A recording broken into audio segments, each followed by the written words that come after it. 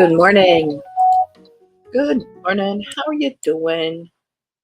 TGIF. We made it. It's Friday.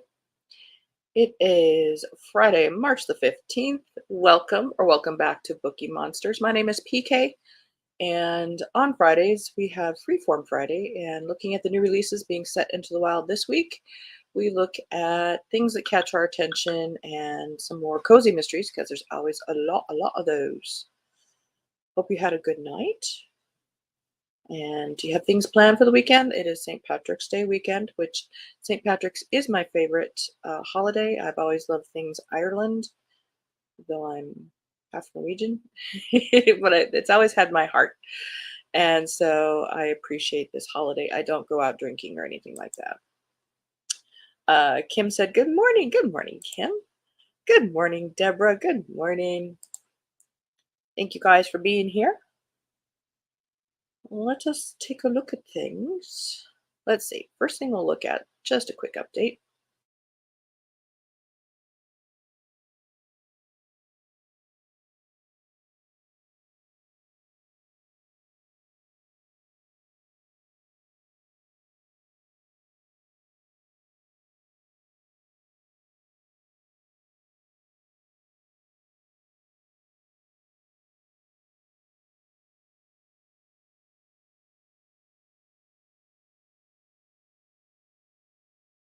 Let me get rid of this banner.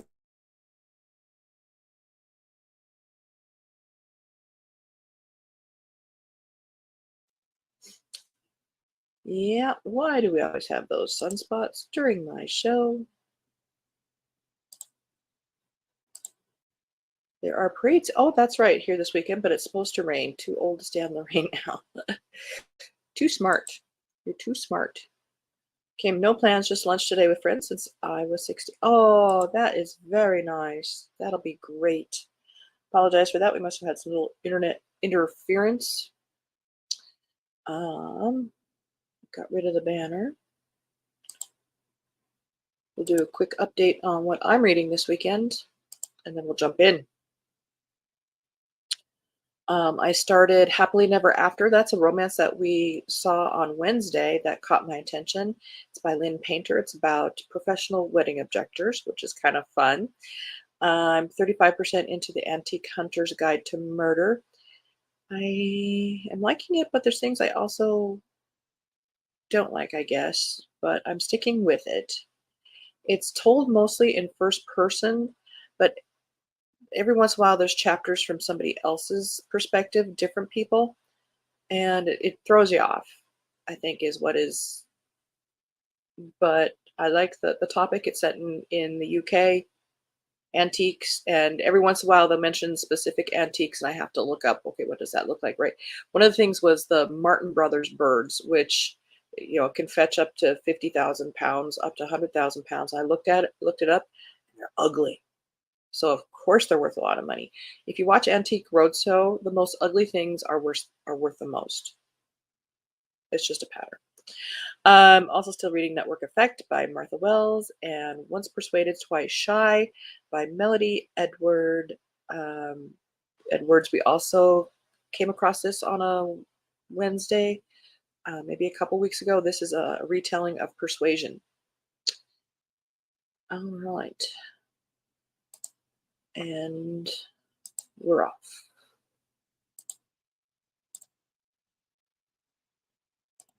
Good morning, Mary. You made it. You're gonna have to take a nap. No, we can't take a nap. We have to go watch Rosanna at 8. Good morning. Happy Friday. Hoping to finish Malice in the Palace today. Oh, lovely. Mary, how did your friends at the library go yesterday? Did you bring anything home, or did any books follow you home and like a stray, you just had to keep it? Can we keep it, please? About to Die by Beth Hamer Miles. First in the Cousins Cozy Mysteries. Comes a hilarious take on the worst year of your life. It's March 2020. Oh, I don't want to deal with this. It's about shutdowns and stuff. Sorry, lived it. I don't want to read about it. There is an author I really like, Ellie Griffiths. and her Ruth Galloway series. But like the last at least two books have been dealing with that time period and being real about it. And I don't want to read it ever at this point. I just don't. A Dublin Student Doctor, an Irish country novel. I brought this up because it was up coming out this week and it's listed as a historical and it's Irish by Patrick Taylor. Dr. Fingal O'Reilly, the quarrelsome general practitioner of the small village of Ballybucklebow, wasn't always the man he is today. Beloved author Patrick Taylor turns back the clock to give us a portrait of the young Fingal. In the 1930s, fresh from a stint in the Royal Navy Reserve and against the wishes of his disapproving father, Fingal O'Reilly arrives in Dublin to study medicine. The hours he dedicates to Trinity College and Sir Patrick Dunn's hospital are long and arduous, but Fingal managed to find time to box and play rugby and to romance a fetching grey-eyed nurse named Kitty O'Halloran. Dublin is a harsh city where brutal poverty breeds diseases that the limited medical knowledge of the time is often ill-equipped to handle. His teachers warn Fingal not to become too attached to his patients, but can he truly harden himself to the suffering he sees all around him? Or can he find a way to care for his patients without breaking his own heart?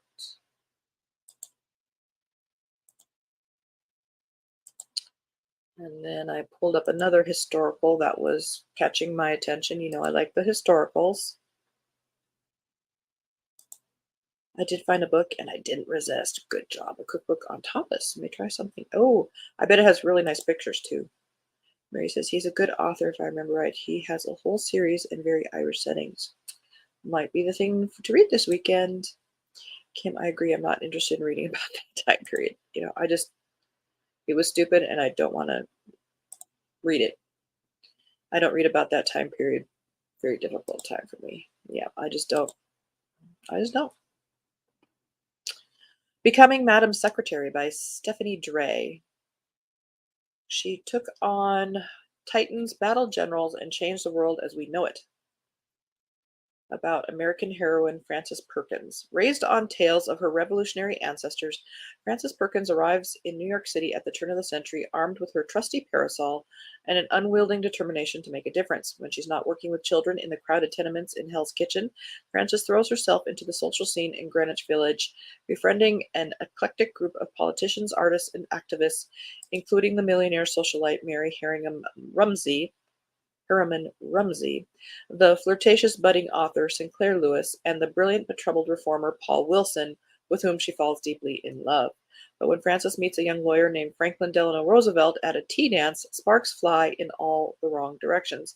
She thinks he's a rich, arrogant dilettante who gets by on a handsome face and a famous name. He thinks she's a priggish bluestocking and insufferable do-gooder. Neither knows it yet, but over the next 20 years, they will form a historic partnership that will carry them both to the White House.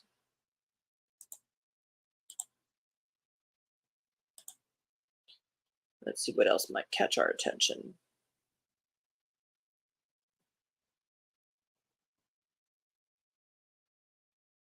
These are nice.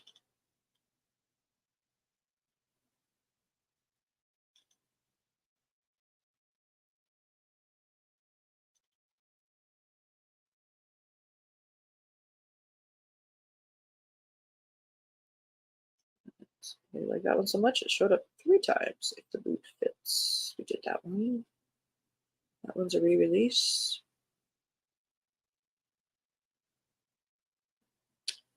Time Slip. Now you've got my attention.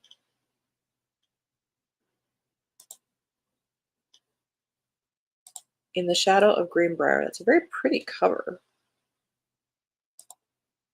4 generations, one remarkable hotel, countless secrets. Nestled in the hills of West Virginia lies White Sulphur Springs, home to the Greenbrier Resort. Long a playground for presidents and film stars, the Greenbrier has its own gravitational pull. Over 10 decades, 4 generations of the Zellner family must grapple with their place in its shadow and within their own family. In 1942, young mother Sylvia is desperate to escape her stifling marriage, especially when it means co-running Zellner's general store with her husband. When the Greenbrier is commandeered for use as a luxury prison, Sylvia finds her fidelity strained and her heart on the line. 17 years later, Sylvia's daughter Dory struggles to fit in, eagerly awaiting the day she'll leave for college and meet a nice Jewish boy. But when a handsome stranger comes to town and her brother Alan's curiosity puts him and Sylvia at risk, Dory is torn between loyalty and desire. An immersive family saga, rich in historical detail.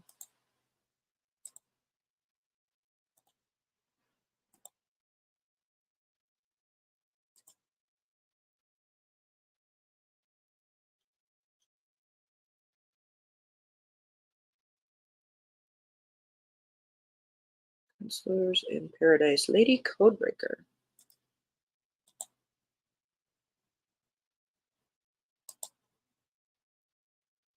Double check. Yep. By Katie Alden.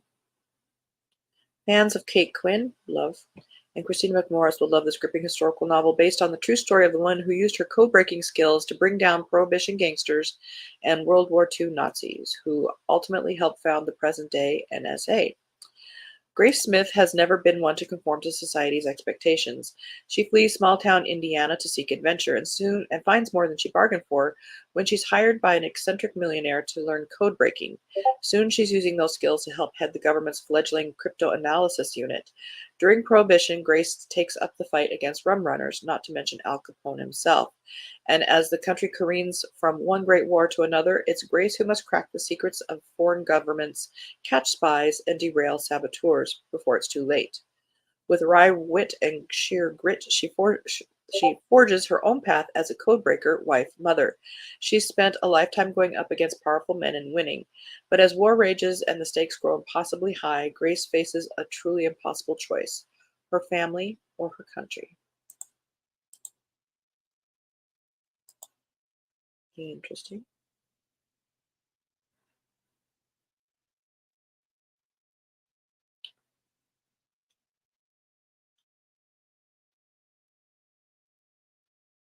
Uh, Another historical. It looks like it's going to tear your heart out. Such a lovely family. Sylvia's second act. Well, I'll take a look at these three. Once We Were Home. Hang on a second. When did that come out? 2003. Never mind. It had a depressing cover anyway. I can't wait to get the new Molly Murphy book. 7th in line with 5 copies. Awesome. You will get that very soon. I auto buy that for my mom. This is One Moment by Becky Hunter. The heart-wrenching read about friendship, love, and loss tells the story of a woman grieving the death of her best friend and learning to embrace a future she never imagined. Perfect for fans of Rebecca Searle and Josie Silver. I've read Josie Silver. I don't know about Rebecca Searle. One moment in time can change everything. The day Scarlett dies, excuse me, her hopes and dreams for the future die with her, or so she thinks. Because she's still here, wherever here is, watching the ripple effect of her death, it's from her perspective, on the lives of those she loved the most. She'll do anything to go back and join the living, especially Evie, her best friend, who needs her now more than ever.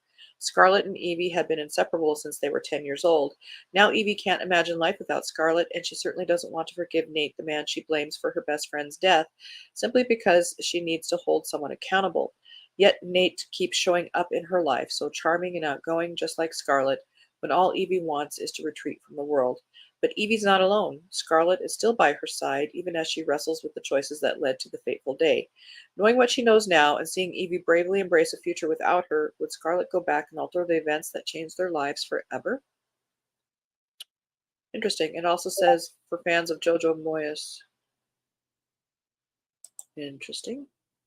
Has possibilities, actually. Better than I thought. Sylvia's Second Act by Hilary Yablon. Her husband's cheating on her. She hates Boca. Sylvia is mad and she isn't going to take it anymore. She's moving back north to the city of her dreams with her best friend Evie. What is it with friend's name Evie? In tow. Think a screwball comedy featuring a sophisticated Thelma and Louise with martinis in hand. All right. When 63-year-old Sylvia finds her husband in bed, 63, with the floozy of their Boca retirement community, she's shocked and furious. I have heard things about retirement communities, so just saying. At first, by the time her head stops spinning, Sylvia realizes that actually this isn't what she wants anymore anyway. So she enlists her best friend, the glamorous older widow Evie, to join her in setting up a new life in Manhattan. Sylvia's ex-husband may have lost her life savings, but Sylvia and Evie are scrappy and determined, unopposed to pawning jewelry and roughing it in tiny apartments. And before long, Sylvia signs on to revive her decades-old wedding planning business with a former professional rival. Sylvia has a lot to prove, and beneath it all, she can't help but wonder, will she ever be able to get back into the dating game? Sylvia doesn't want to be 25 or 30 again. Her age gives her wisdom, experience, and perspective. A career, sex, fun, and new romance. Her entire second act is stretched out in front of her, belonging to her. It's her time, and watch out, world. Sylvia is coming. That sounds wonderful.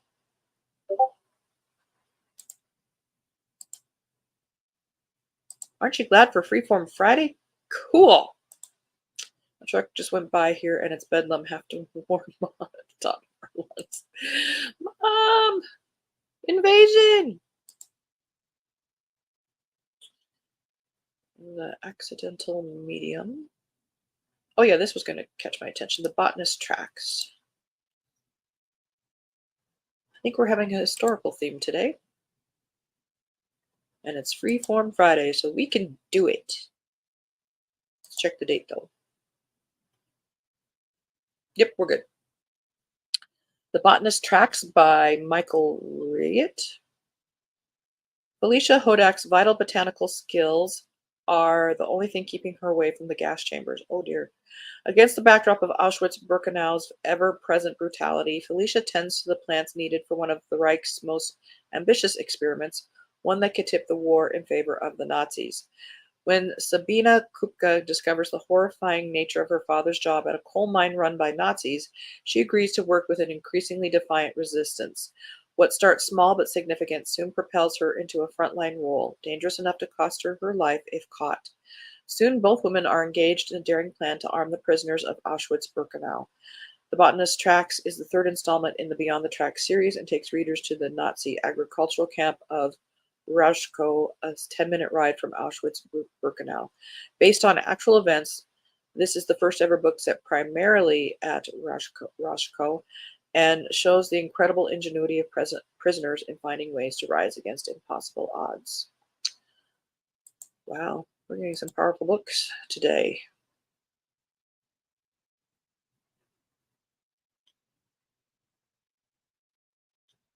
The Drinker of Horizons.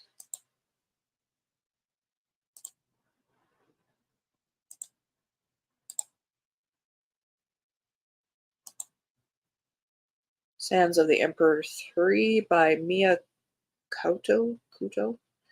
Long listed for the 2024 Dublin Literary Award. Very cool. Brings the epic love story between a young Mozambican woman named Imani and the Portuguese sergeant Germano de Melo to its moving close. We resume where the previous book concluded. While Germano is left behind in Africa, serving with the Portuguese military, Imani has been enlisted to act as the interpreter to the imprisoned Emperor of Gaza, Ngungunyane. I tried it. On the long voyage to Lisbon. For the emperor and his 7 wives, it will be a journey of no return. Imani's own return will come only after a decade-long odyssey through the Portuguese Empire at the beginning of the 20th century. It's under 300 pages. Interesting.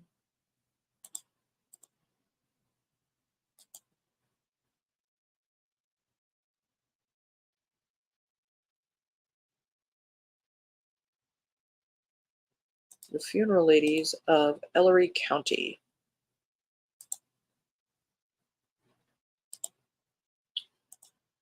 We will double check the date. Hardcover, yep, we're good. This is by Claire Swinarski. Get rid of the pop-up. Armed with a crock pot and a pile of recipes, a grandmother, her granddaughter, and a mysterious young man work to bring a community together. Esther Larson has been cooking for funerals in the Northwoods of Wisconsin for 70 years. Known locally as the Funeral Ladies, she and her cohort have worked hard to keep the mourners of Ellery County fed. It is her firm belief that there is very little a warm casserole and a piece of cherry pie can't fix. But after falling for an internet scam that puts her home at risk, the proud Larson family matriarch is the one in need of help these days.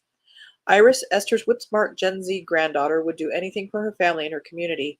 As she watches her friends and her family move out of their lakeside town onto bigger and better things, Iris wonders why she feels so left behind in the place she is desperate to make her home. But when Cooper Welsh shows up, she finally starts to feel like she's found the missing piece of her puzzle. Cooper is dealing with becoming a legal guardian to his younger half-sister after his beloved stepmother dies. When their celebrity stepfather is focused on his booming career, while and top-ranked television show, Cooper is still hurting from a public tragedy he witnessed last year as a paramedic and finding it hard to cope. When Iris, with Iris in the gorgeous Ellery County, though, he hopes he might finally find the home he's been looking for. It doesn't seem like a community cookbook could possibly solve their problems, especially one where casseroles have their own section and cream of chicken soup mix is the most frequently used ingredient. But when you mix the can-do spirit of Midwestern grandmothers with the stubborn hope of a boy raised by food, plus a dash of long-awaited forgiveness, things might just turn out okay. I'm also liking this. What the heck?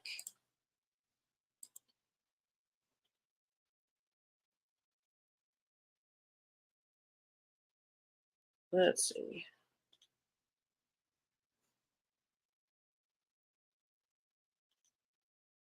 Looked at that.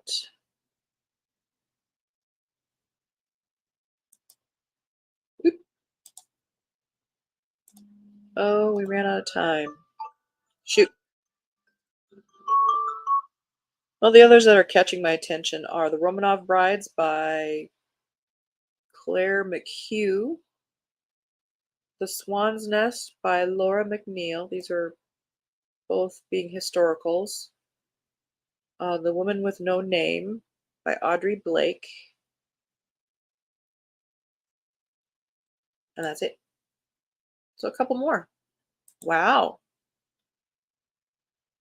Kind of surprised and happy at the same time. That's great. There must be a word for that.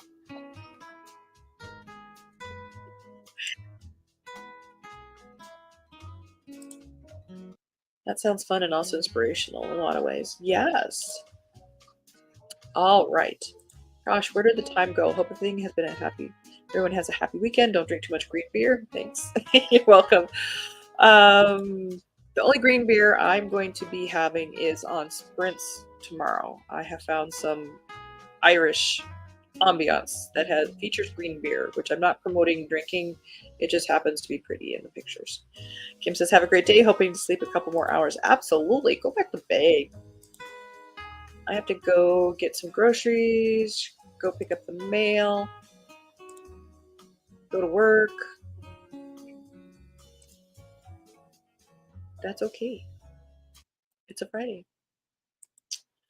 All right, guys. Thank you very, very much. And like I just mentioned, we do have not sprints tonight. No sprints on a Friday night.